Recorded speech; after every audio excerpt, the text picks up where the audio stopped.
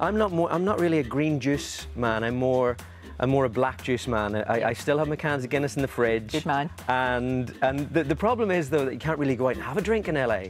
You know, because if you have a drink in LA, if you have more than 3 drinks... Oh, they think you're a regionality. Oh, I know. Oh, they do. Whereas if you're Scottish or Irish, I mean, you're just getting started. You're just starting the night. Exactly. They go, Patrick, we really need to talk about your drinking. I'm going, you're right. That's empty. Fill it up. It's true. I once went to a party out there and everything stopped at midnight. They literally pulled the plug. Yeah. I've never seen that in my life. I mean, we were roaming the streets trying to find booze. But what was... You know, he was the MP of our hometown. Indeed, yes, of Dundee. And he wasn't very popular. No. They didn't like him very much. I know. In fact, my Uncle Geordie used to tell me this story when I was very wee, that apparently during the 1922 election, he was brought in on an armchair with poles, which looked like... Dundee? To the Caird Hall in Dundee.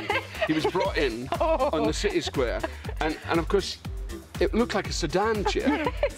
You cannot do that in Dundee. No, it's not going to go down very well. Oh, so they brought him in. They brought him in, and my uncle shouted at these guys and says, "How much did he pay you?" And the boy said, "A quid." He said, "We'll give you 2 if you drop them." That's so Dundee. That's so much. People have been really nice. I mean, you know, I remember in the height of Surprise, Surprise with Cilla Black, we were filming in Blackpool, and I was in a lavatory, a public lavatory, and I was in a hotel, and I was sitting on the loo, and across from the top, a man came and said, "Hello, Biggins, will you sign this for me?" And do you know what? I stood up and signed it.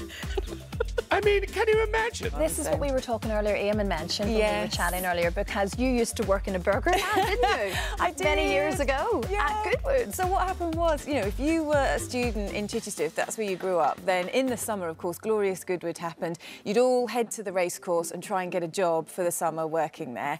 And so I queued up with all the students. I was hoping for kind of silver service, champagne bar, and they took one look and said, "Yeah, you can work at the front runner, which is our burger bar." There you go. So I was flipping burgers. I was actually promoted to working on the till at the front, so I was kind of honoured that, you know, actually my burger flipping days didn't last too long.